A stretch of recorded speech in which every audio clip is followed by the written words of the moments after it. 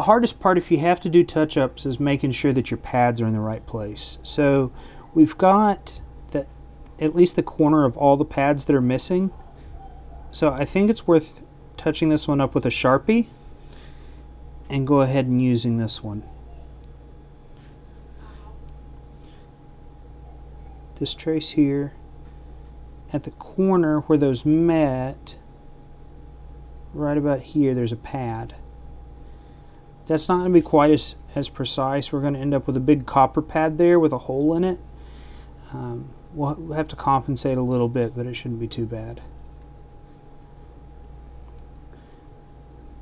Maybe I need a fine tip Sharpie, but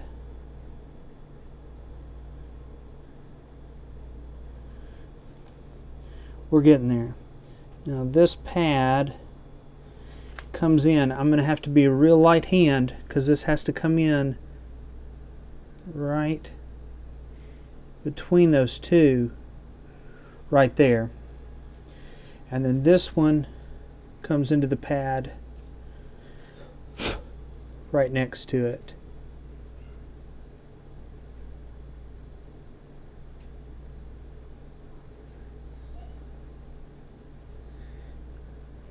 Drew that trace a little heavier.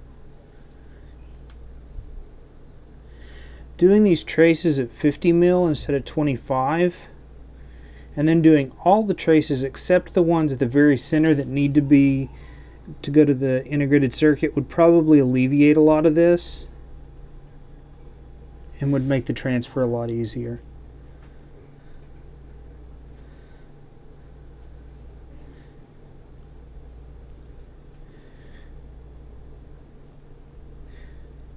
Even though there's no traces going to those pads, 1, 2, 3, 4, 5, 6, 7, I want pads there because we're going to put solder on them and that's how the chip is going to adhere. So we need to make sure that those pads are there.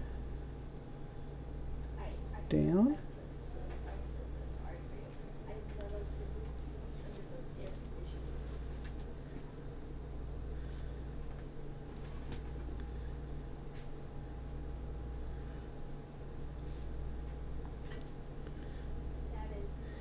This trace goes to that pad. Now you see I'm copying from the other board, but this is on the computer too, so you could copy it off the screen. That was a big pad. It didn't need to be that big, but it's going to. Make sure that that connection's good. This is a little scratched or didn't adhere. Make sure those square traces are all there. Make sure that connection's good.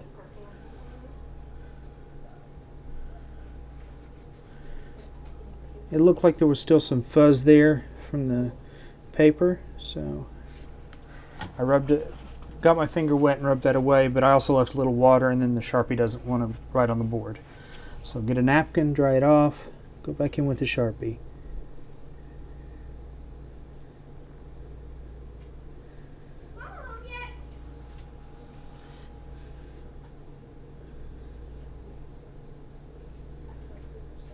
Here we go. Okay. Check that outside ring. There is separation there. I'll probably use a little flat screwdriver blade to separate those traces a little better. If you wanted to remove it entirely, you can use acetone on the Sharpie and it'll take it right off as well. I'm just going back over my traces and double checking them. Once you etch it, there's really no going back.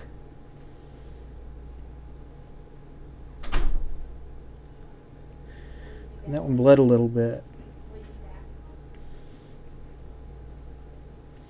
But those two traces are connected, so it's not a big deal. I see a little bit of shiny copper there in the middle of that, and I'm going to make sure that that pad is filled in well. Make sure that I have a pad to solder to.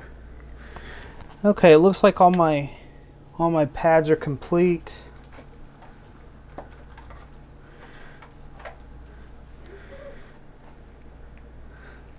I have a little flat blade screwdriver on my Swiss Army knife.